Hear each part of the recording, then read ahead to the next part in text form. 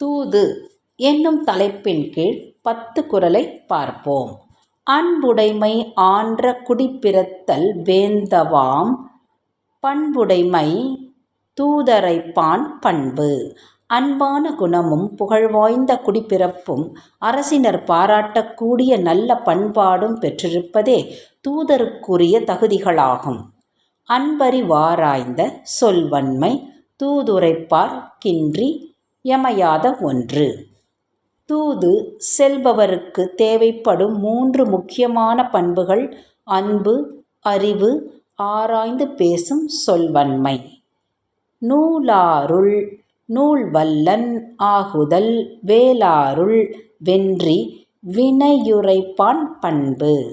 வேற்று நாட்டாரிடம் தனது நாட்டுக்கு வெற்றி ஏற்படும் வண்ணம் செய்தி உரைத்திடும் தூதுவன் நூலாய்ந்து அறிந்தவர்களிலேயே வல்லவனாக இருத்தல் வேண்டும்.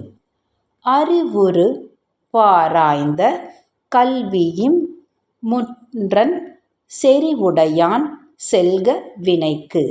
தூது உரைக்கும் செயலை மேற்கொள்பவர் அறிவு, தோற்றப் பொலிவு, ஆய்ந்து தெளிந்த கல்வி ஆகிய 3ம் நிறைந்தவராக இருத்தல் வேண்டும். தொகச் சொல்லி தூவாத நீக்கி நகச்சொல்லி நன்றி பயப்பதாம் தூது. சினத்தை தூண்டாமல் மகிழத்தக்க அளவுக்கு செய்திகளை தொகுத்தும் தேவையற்ற செய்திகளை ஒதுக்கியும் நல்ல பயனளிக்கும் விதமாக சொல்லுவதே சிறந்த தூதருக்கு அழகாகும். கற்றுக்கண் அஞ்சான் செலச் சொல்லி காலத்தால் தக்கதறிவதாம் தூது. கற்றறிவானவனாகவும் பகைவரின் கனல் கக்கும் பார்வைக்கு அஞ்சாதவனாகவும் உள்ளத்தில் பதியுமாறு உரைப்பவனாகவும் உரிய நேரத்தில் உணர வேண்டியதை உணர்ந்து கொள்பவனாகவும் இருப்பவனே சிறந்த தூதுவனாவான். கடனறிந்து காலங்கருதி இடனறிந்தெண்ணி உரைப்பான் தலை. ஆற்ற வேண்டிய கடமையை அறிந்து அதற்குரிய காலத்தையும் இடத்தையும் தேர்ந்து சொல்ல வேண்டியதை தெளிவாக சிந்தித்து சொல்பவனே சிறந்த தூதுவனாவான். தூய்மை, துணைமை, துணிவுடைமை இம்மூன்றின் வாய்மை வழியுரைப்பான் பண்பு.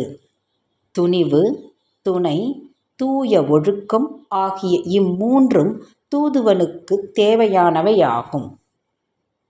விடுமாற்றம் வேந்தர் குறைப்பான் வடுமாற்றம் வாய்சோரா வன்கணவன்.